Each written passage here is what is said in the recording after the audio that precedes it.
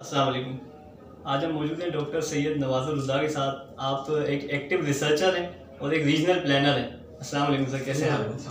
Sir ये आप welfare का आपका एक इदारा काम कर रहा है deliver.catch, तो ये किस तरह आप प्लानिंग कर रहे हैं इसकी? चूंकि मैं रीजनल प्लानर हूँ तो जाहिर है कि तमाम प्लानिंग जो है वो रीजन के पॉइंट ऑफ व्यू से है। तो हमने जितने एडमिनिस्ट्रेटिव यूनिट्स हैं उसको फोकस किया है। सही है। जैसे कराची के अंदर डिस्ट्रिक्ट्स हैं, 6 डिस्ट्रिक्ट्स हैं, 31 सब डिविजन्स हैं, उनके बाद 247 यूसीज हैं, वार्ड्स हैं। तो इस हिसाब से हमने पूरा एक अपना सिस्टम डिज़ाइन किया और उस सिस्टम के हिसाब से हम इस तमाम वर्क कर रहे हैं। सर डिज़ास्टर आते देखें दिसंबर में हमारे यहाँ एक्टिव होता है, 17 मार्च से छुट्टियाँ शुरू हो जाती हैं। तो हमने देखा कि रियासत भी अगर कोई चीज़ ऐसी डोनेशन वाला मामला कोई करती है तो उसको भी एक प्लानिंग करनी पड़ती है, सारा स्ट्रक्चर खड़ा करना पड़ता है, टाइगर फोर्स बनानी पड़ती है, एक टाइम पीरियड है, जाहिर सी बात है पूरा सिस्टम बनाना है। तो आपके पास वो कौन सी जादू की छड़ी है जो आप 20 तारीख को सोचते हैं, 21 तारीख को स्टार्ट कर देते हैं, आप 20 बंदा आपके साथ होता है और आप आते हैं 31 मार्च तक पहुंचते हैं और आपके साथ 500 बंदा आ जाता है, तो इसकी क्या वजह है?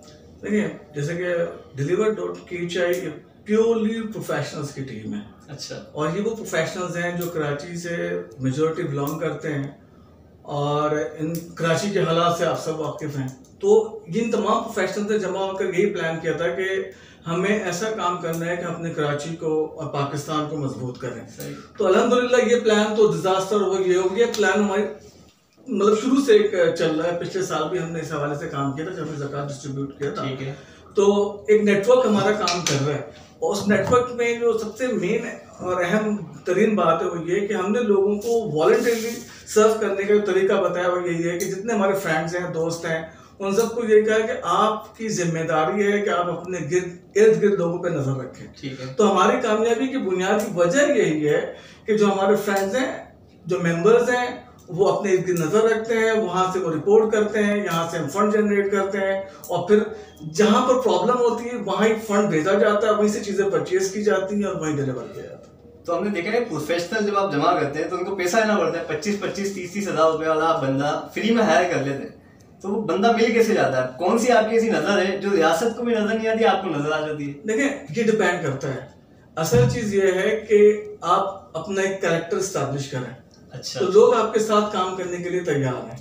प्रोफेशनल जो है वो ज्यादा डिक्टेशन नहीं लेता क्योंकि प्रोफेशनल है, वो काम करने का तरीका जानता है। सही। वो सिर्फ ये कहता है कि करना क्या ये बता दो। अच्छा। तो अल्हम्दुलिल्लाह जो हमारे साथ जो लोग हैं इसमें PhDs हैं, MS हैं, MPhil हैं, मास्टर्स हैं और मुख्तलिफ ऑर्गेनाइजेशन से वाबस्ता लोग हैं और इवन बाज़ हमारे जो मेंबर्स हैं वो एक्स ऑफिसर्स रहे हैं कराची के मुख्तलिफ डिपार्टमेंट से।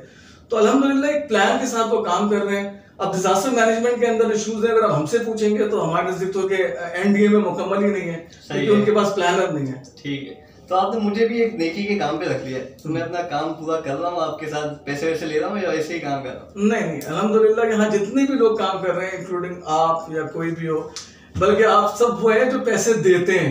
अच्छा। और इन्हीं पैसों को जमा करके लोगों को जो है वो सर्व किया जाता है। सही। तो मैं अपना काम सही कर रहा हूँ या मतलब डंडी मार रहा हूँ? नहीं, अल्हम्दुलिल्लाह आप अपना काम सब अपना काम प्रॉपर कर, सब अपना काम प्रॉपर कर रहे हैं। अपने पेट्रोल तक अपना है, उनका गाड़ी उनकी अपनी है।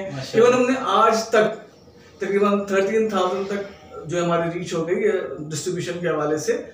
आज तक हमने किसी भी पेड वर्कर को नहीं बुलाया, ना हमने कोई ऐसी गाड़ियां बुलाई हैं जहाँ हमें पेमेंट करनी पड़े। इवन आपको बहुत हैरत होगी कि हमारे साथ बाज ड्राइवर वो हैं जो कहते हैं कि आप सिर्फ हमें फ्यूल डलवा दो, बाकी हम कोई चार्ज नहीं लेंगे। सही। दूसरा मैं आपसे पूछता हूँ कि आज जो दुनिया है वो एक सत्संग का गेम है ना, मतलब वो बन गई है कि बड़ी बड़ी विकटें हमें उड़ती हुई नजर आ रही हैं।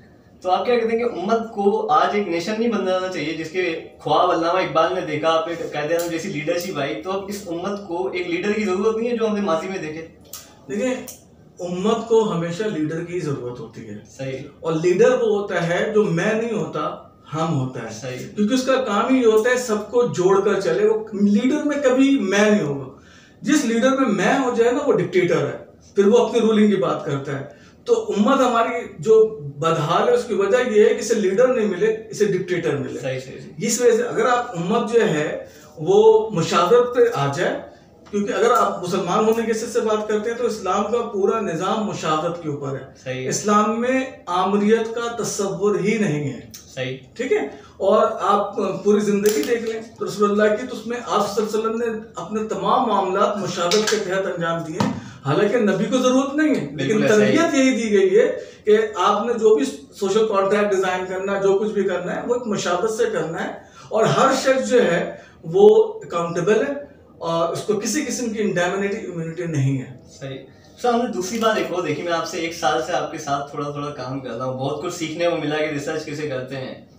तो ये क्या वजह है, 1 साल में आप एक डीके जैसा वेलफेयर का इदारा बनाते हैं, मुख्तलिफ जगह पे स्पोर्ट्स के कॉम्प्लेक्स बनाता है बच्चों के, और फिर वो 1 साल बाद फिर डिजास्टर होता है तो इतना बड़ा काम कर देता है कि आप मतलब छोटे से राशन बांटना शुरू करते हैं, फिर आपके साथ 500 बंदा आके 10 दिन में खड़ा हो जाता है, और आप फिर बात करते हैं 17 या 18 दिन में कि मैं 20,000 राशन तक बांटना है टारगेट है। तो इसकी क्या वजह है, लोग तो यहाँ पे बड़ी प्लानिंग करते हैं। देखिए मैंने कहा ना कि सबसे अहम बात है कैरेक्टर बनाना। सही है।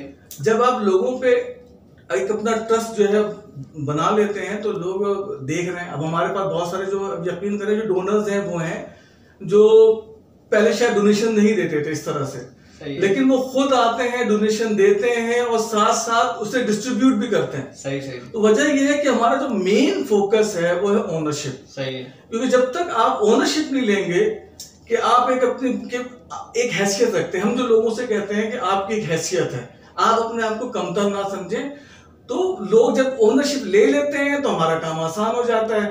सही सही। तो इस वजह से हमारी टीम जो माशाल्लाह बढ़ती चली जा रही है। डॉक्टर साहब एक सवाल है हटके, मैंने आपसे पूछना नहीं था क्योंकि आज मैं लिख के भी याद, क्या ये वो जो वही बात जो पूरा दुनिया में खेल आ रहा है कि जो गजवा हिंद का एक टॉपिक छिड़ता है कि पाकिस्तान से ये होना है, तो क्या इसके लिए गेम प्लान बनने जा रहा है अभी? देखिए हर एक का अपना मौक़िफ़ है।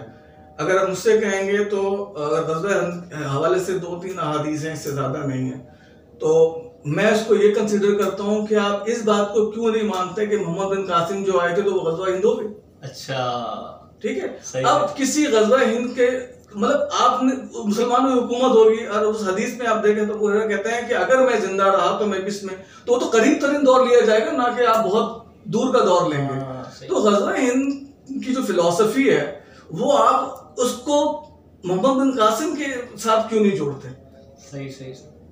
तो आज का हमारा मैसेज जो है वो बेसिकली आप लोगों से ये है कि आप डॉक्टर साहब इतनी मेहनत कर रहे हैं, हम जैसा बंदा जो सोया हुआ था उनको घर से निकाल के लिया है 2 दिन में, मैं एक मैसेज पे हम डॉक्टर साहब की आवाज़ पे आ गए। तो वो ये जो प्लानिंग कर रहे हैं आप भी प्लानिंग करें, और दूसरा कि डॉक्टर साहब इतनी मेहनत कर रहे हैं, तो रमज़ान का महीना आ रहा है अभी, और जो मामला आपने मुझे बताए भी हैं और जो हम कर भी हैं, इतने सारे प्रोजेक्ट हैं कि लोग आ रहे हैं, लोगों की बहुत हालात ख़राब हो गए कि दिल होता है देख के। तो उसके लिए आप डॉक्टर साहब का बाजू बने, इनकी बहुत ज़्यादा हेल्प करें, क्योंकि जिस लेवल पे काम कर रहे हैं ना, 20 दिन में 20,000 राशन बांटना कोई आसान काम नहीं। तो डोनर से आप क्या कहेंगे?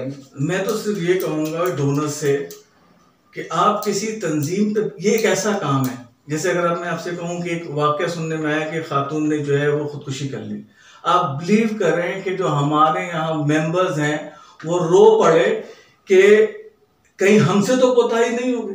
उन्होंने हमें कॉल की और हमने उससे रिसीव नहीं की हो या हम उस तक एक्सेस नहीं कर सके क्योंकि आपने जिम्मेदारी ली है। तो मेरी तमाम दोनों से रिक्वेस्ट ये है ना कि तंजीमात पे भरोसा करने के बजाय हम सब एक अपने आप को देखें कि हम खुद भी कर सकते हैं। तो अपने इर्द गिर्द अगर हम इन चीजों को खुद ख्याल करें तो अल्हम्दुलिल्लाह आप डिजास्टर की तरफ नहीं जाएंगे बल्कि तरक्की की तरफ जाएंगे, और हर डिजास्टर के ऊपर आपका कंट्रोल होगा। अभी कुछ मसाइल की वजह से इमाम मस्जिद हैं, मौज़िन हैं, वहाँ के इलेक्ट्रिक के बिल, मतलब ये मामला बहुत उलझते जा रहे हैं क्योंकि गवर्नमेंट की कुछ पॉलिसी है कि मस्जिद पे जुम्मा महदूद हो गया, डोनेशन नहीं आ रहा, तो वो डोनेशन कैसे जमा हो, इमाम साहब तक कैसे पहुँचाया जाए, मतलब जिसकी तस्वीर भी ना खींचे हम, और क्या ऐसा रूल लाते हैं कि वो इमाम साहब परेशान हुए कुछ, क्योंकि कच्ची आबादी कुछ ऐसी मौजूद हैं जहाँ पे इमाम साहब की सैलरी 6,000 रुपये, तो अब वो इमाम साहब क्या करें, कहाँ जाए? क्योंकि रियासत तो जिम्मेदारी नहीं उठा रही ना। देखिए रियासत की जो बात है, एक रियासत है और एक है हुकूमत। सही। रियासत के जो कवानीन है हुकूमत उसको इम्प्लीमेंट करती है। सही है। अब रियासती कवानीन के तहत जिस तरह के इन्होंने मेजर्स लिए हैं वो मतलब एज पर कॉन्स्टिट्यूशन नहीं है, वो आप कह सकते हैं कि एज इमरजेंसी इसको ट्रीट कर रहे हैं। सही तरीका तो ये था कि पहले मुल्क में इमरजेंसी डिक्लेयर करते, सही, तो उससे क्या होता है कि इमरजेंसी डिक्लेयर करने पे फंडामेंटल राइट्स जो है वो खत्म हो जाते हैं। सही, आपने इमरजेंसी डिक्लेयर नहीं की और आपने बेसिक जो है ऑर्डर्स प्लेस कर दिए हैं, तो ये खुद एक कॉन्स्टिट्यूशन की वायलेशन है। आप कह रहे हैं पॉलिसीज का मसला है। जी, असल जो है ना मसला ये है कि आप डिजास्टर को हैंडल करने का एक तरीका है। जिस हिसाब से आप कोरोना को लेके चल रहे हैं ये बिल्कुल भी सही तरीका नहीं है। इससे कोरोना इतना बड़ा डिजास्टर नहीं बनेगा, जो इसके आफ्टर शॉक्स है ना, ये बियॉन्ड द कोरोना वाली जो बात हो रही है, मुख्तलिफ किस्म के स्कॉलर्स कर रहे हैं, तो वो बहुत ज्यादा खतरनाक है। सही कि आप मतलब मुझसे कभी डिबेट है, मुझसे कहेंगे कोरोना के इश्यूज के ऊपर, तो चूंकि मेरा इसके ऊपर काम है मुख्तलिफ हवालों से, ट्यूबरकुलोसिस के ऊपर, इसके ऊपर, तो ये हेल्थ ज्योग्राफी में हम इन चीजों को बहुत ज्यादा डिटेल से करते हैं, पढ़ते हैं। तो इत्तेफाक की बात है कि हुकूमत की पॉलिसी में कहीं भी रिसर्चर्स नहीं है। किसी भी हेल्थ ज्योग्राफी को पकड़ते, आप पॉलिसी बनाते, लॉकडाउन की पॉलिसी वो हेल्थ ज्योग्राफर देता, आप लोगों ने मतलब रिसर्चर्स को तो लेना ही नहीं है। वो आप आ जाते हैं, बैठ जाते हैं, कहीं से डॉक्टर लाके बिठा देते हैं। भाई आप कह रहे हैं कि जैसा चाइना ने काम किया वैसा हमने करना चाहिए, प्लानिंग के साथ, प्लानिंग के साथ। और आप मतलब आप यकीन करें, आप इस डिजास्टर से तो पाकिस्तान को बनना चाहिए था, लेकिन अफसोस ये कि पाकिस्तान को नीचे किया गया। मतलब आप चाह रहे इंडस्ट्री आ जाती तो कर्जा उतर जाता था। इंडस्ट्री आ रही है, गवर्नमेंट तो बहुत रिलीफ दे रही है। कोविड-19 के जो मैं जानता हूँ, देखिए आपका इख्तिलाफ नहीं है, कोविड-19 की जितनी प्रोडक्ट्स नहीं, गवर्नमेंट ने उस पर कस्टम ड्यूटी बिल्कुल एक्सपेंड कर दी है, मतलब उस पर 0% आगे एक्साइज की कुछ है बस थोड़ा, तो गवर्नमेंट तो बहुत रिलीफ दे रही है। मतलब उनकी भी एक प्लानिंग तो है। आप बार बार वही कर रहे हैं कि आप क्या कर रहे हैं, आप इंपोर्ट पर रिलीफ दे रहे हैं, ठीक है। अब मुझे बताएं, आप देखें कि करने वाले जो होते हैं, आपके यहाँ जो है मास्क की शॉर्टेज थी, लोगों ने घरों में कि भाई कपड़ों से बना लिए, और मजीद उसके अंदर मॉडिफिकेशन आती जा रही है। और जो सफेद पोश हैं, जो बेचारे इज्जत के साथ खाना चाहते हैं, उन पे छोटे छोटे बच्चों को मास्क दे के सी कर भेज रहे हैं, और उसमें देखेंगे डे बाय डे मॉडिफिकेशन आ रही है। यार आप अपनी इंडस्ट्री को यहाँ पर, आप जिस तरह से जापान के अंदर जब सेकेंड वर्ल्ड वॉर में हुआ, तो वो जो असला बनाते थे, वो आप देखें इंजीनियरिंग के साथ और खिलौनों के साइड, और पता नहीं इलेक्ट्रॉन से कन्वर्ट हो गया, दुनिया पे कहां से कहां पहुंच गए। आपको भी मौका मिला था, आपको ऐसा जो हमारा क्लाइमेट है ना, इस क्लाइमेट में कोरोना वो उस तरह से इफेक्टिव नहीं है जितना वो आपको वहां पे सही है, ठीक है। और इसमें बहुत सारे क्वेश्चंस हैं, क्योंकि फैक्ट्स मैच नहीं कर रहे। आप कह रहे हैं इंडस्ट्रीज लग जाती तो मतलब बहुत फायदा होता, इंडस्ट्री, आप किसी इंडस्ट्रीज को, अपने जो गवर्नमेंट इंडस्ट्रीज हैं, सबको कन्विंस करते, यार जो मुल्क एटम बॉम्ब बना सकता है, मिसाइल बना सकता है, उसके लिए मास्क कोई इश्यू नहीं है। आप चाइना से डिमांड आई, तो चाइना के जो मास्क थे वो जब यहाँ से भेजे जाने लगे, तो पाकिस्तान आपको चाहिए था कि उसको तैयार करके भेजते। जब इमरजेंसी हो तो थोड़ी सी क्वालिटी में भी कॉम्प्रोमाइज कर लिया जाता है। सही। तो ये तो आपने बहुत अच्छा मौका जो है अपनी इंडस्ट्री को जो ग्रो करने का मौका था ना, वो अब आप देखें। मैं यहाँ से अभी बात करता हूँ, एक मतलब कराची के ही एक चैम्बर ऑफ कराची मीटिंग करती है अभी, बोलती है कि हमारे बिल माफ कर दो अभी, कि दुनिया ने इंटरेस्ट रेट कम कर दिया, बिल खत्म कर दिए, जगह के लोगों के रेंटल एग्रीमेंट मतलब उन्होंने आगे बढ़ा दिए। तो उसके दरमियान हमारा एक इदारा आता है, वो बोलता है कि इंडस्ट्री का जो मतलब पिछली सब्सिडी है वो आप अभी दे दो, कोरोना आया और आप अभी दे दो। तो उसके मामले में कराची चैम्बर बड़ा परेशान, तो वो क्या करें? आप अंदाजा करें आप अपनी इंडस्ट्री को कहाँ लेके जा रहे हैं, मतलब उस निजी इदारे को मतलब थोड़ा सोचना चाहिए ना। मुझे एक छोटी सी बात बताएं, यहाँ बड़े बड़े एक्सपर्ट बनते हैं लोग, भाई इंडस्ट्री के अंदर एनवायरमेंटल लॉ जो है वो इम्प्लीमेंट होता है, ठीक है। हर इंडस्ट्री के, फार्मेसी के अंदर है, टेक्सटाइल के अंदर है, हर जगह एक लॉ है। आप उस लॉ को इम्प्लीमेंट करते और कहते हैं इंडस्ट्री रन करती रहेगी, इंडस्ट्री नहीं रुकेगी, जो हमारे ऑर्डर्स हैं उसको भी करें, और जो नए प्रोडक्ट की डिमांड होती है हम अपनी मतलब अजीब सी बात कर रहे हैं, आपने इंडस्ट्री उठा के बंद कर दी, ठीक है। अब यहाँ पर सेकंड जो बात है ये कि इस हुकूमत पे इंडस्ट्री क्यों नहीं जो है वो ग्रो करती है, वजह ये है ट्रस्ट डेफिसिट। जिस मुल्क के अंदर आप एक बैक डेट पे कानून दें और उस कानून को जो है आप खत्म कर दें बैक डेट से, यार क्या मुमकिन है? फर्स्ट करें एक बंदा मर गया तो आप उसके कब्र पे जाके जाएंगे, वहां से वसूल करेंगे। कानून उस दिन से लागू होता है जिस दिन से बात आज होती है। मतलब ये जो अकेल एक्टिंग कर रहा है, जो ये गवर्नमेंट में FBR ने किया है, यानी मैंने देखा कि मैंने एक मोबाइल लिया 1600 रुपए में 2016 के अंदर, और अभी जब उसको चलाया मैंने तो वो कह रहा नहीं आपका टैक्स पेड नहीं है। यार वो तो 2016 में लिया गया था भाई, आप कर क्या रहे यार? कौन आएगा जो इंडस्ट्री लगाएगा?